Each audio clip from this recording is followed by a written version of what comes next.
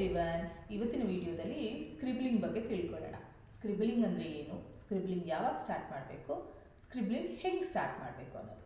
Scribbling ಅಂತ ಹೇಳಿದ್ರೆ ಒಂದು ಮಗು ಪೆನ್ಸಿಲ್ ಹಿಡಿಯೋದನ್ನ ಕಲಿಯುತ್ತಲ್ಲ, ಆ ಆ್ಯಕ್ಟಿವಿಟಿ ಮಾಡೋಕ್ಕಿಂತ ಮುಂಚೆ ಮಾಡೋ ಆ್ಯಕ್ಟಿವಿಟಿ ಸ್ಕ್ರಿಬ್ಲಿಂಗ್. ಯಾಕೆ ಸ್ಕ್ರಿಬ್ಲಿಂಗ್ ಅಂತ ಹೇಳಿದ್ರೆ ಅವ್ರಿಗೆ ಗ್ರಿಪ್ ಕರೆಕ್ಟಾಗಿ ಬರಲಿ ಅನ್ನೋ ಒಂದು ರೀಸನ್ಗೆ ನಾವು ಸ್ಕ್ರಿಬ್ಲಿಂಗ್ ಕೊಡ್ತೀವಿ ಮಕ್ಕಳಿಗೆ. ಸ್ಕ್ರಿಬ್ಲಿಂಗ್ನ ಯಾವಾಗ ಕಲಿಸ್ಬೇಕು ಅಂತ ಹೇಳಿದ್ರೆ ಮಗು ಯಾವಾಗ ಕೂತ್ಕೊಳ್ಳುತ್ತೆ ವಿತೌಟ್ ಎನಿ ಗ್ರಿಪ್, ಒರ್ಕೊಳ್ದೆ ಯಾರ್ದು ಸಪೋರ್ಟ್ ಇಲ್ಲದೆ ಯಾವಾಗ ಅವರಾಗವರೇ ಕೂತ್ಕೋತಾರೆ ಆವಾಗ ನೀವು ಸ್ಕ್ರಿಬ್ಲಿಂಗ್ ಸ್ಟಾರ್ಟ್ ಮಾಡ್ಬೋದು. ಸ್ಕ್ರಿಬ್ಲಿಂಗ್ನ ಹೆಂಗೆ ಸ್ಟಾರ್ಟ್ ಮಾಡಬೇಕು ಅಂತ ನೋಡೋಣ ಬನ್ನಿ. ಸ್ಕ್ರಿಬ್ಲಿಂಗ್ಗೆ ಮೇಯ್ನಾಗಿ ಬೇಕಾಗಿರೋದು ಕ್ರಯಾನ್ಸ್. ನಮಗೆ ಮಾರ್ಕೆಟಲ್ಲಿ ಈ ಥರ colourful crayons with different shapes ಸಿಗುತ್ತೆ. ಸೊ ಇದೇನಕ್ಕೆ ಯೂಸ್ ಮಾಡ್ತೀವಿ ಅಂದರೆ ಬೇಸಿಕಲಿ ಅವ್ರಿಗೆ ಗ್ರಿಪ್ ಚೆನ್ನಾಗಿರುತ್ತೆ, ನೋಡೋಕ್ಕೆ ಅಟ್ರಾಕ್ಟಿವ್ ಆಗಿರುತ್ತೆ ಅಂತ ಯೂಸ್ ಮಾಡ್ತೀವಿ. ಸೊ ಸ್ಕ್ರಿಬ್ಲಿಂಗ್ ಅಂತ ಹೇಳಿದ್ರೆ ಏನು, ಬೇಸಿಕಲಿ ಸ್ಕ್ರಿಬ್ಲಿಂಗ್ ಅಂದರೆ ಗೀಚೋದು ಅಂತ ಅರ್ಥ. ಸೊ ಒಂದು ಮಗುಗೆ ನೀವು ಸ್ಕ್ರಿಬ್ಲಿಂಗ್ ಆ್ಯಕ್ಟಿವಿಟಿ ಕೊಡೋದು ತುಂಬ ಇಂಪಾರ್ಟೆಂಟ್. ಸೊ ಫಸ್ಟ್ ಸ್ಟೇಜ್ ಅಂತ ಹೇಳಿದ್ರೆ ಮಗುಗೆ ಒಂದು ಪ್ಲೇನ್ ಬ್ಲ್ಯಾಂಕ್ ಶೀಟ್ ಕೊಡಿ, ಇಲ್ಲ ಒಂದು ಬುಕ್ ಕೊಡಿ. ಸೊ ಆ ಬುಕ್ಕಲ್ಲಿ ನೀವು ಕಲರ್ಸ್ ಕೊಡಿ. ಇವಾಗ ನಾನು ಕೊಡ್ತಾ ಇದ್ದೀನಿ ರೆಡ್ ಕಲರ್ ಅಂತ ಅಂದ್ಕೊಳ್ಳಿ, ಹೇಳಿ ಮಗುಗೆ ರೆಡ್ ಕಲರ್ ಸ್ಕ್ರಿಬಲ್. ಸೊ ನೀವು ತೋರಿಸಿ ಒಂದೆರಡು ಸತಿ, ನೀವು ಕೂತ್ಕೊಂಡು ಮಾಡಿ ಮಗು ಜೊತೆಗೆ ಒಂದೆರಡು ದಿನ.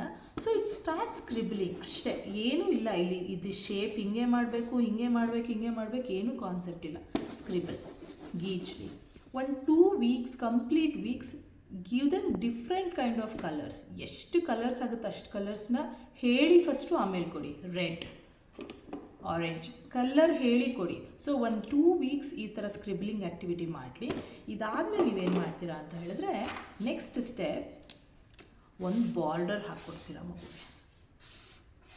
ಸೊ ಅರ್ಥ ಮಾಡಿಸಿ, ಈ ಬಾರ್ಡರ್ ಒಳಗಡೆನೆ ಮಗು ಸ್ಕ್ರಿಬಲ್ ಮಾಡಬೇಕು, ಈಚೆ ಬರಬಾರ್ದು, ಅದನ್ನು ನೀವು ಅರ್ಥ ಮಾಡಿಸ್ತೀರ.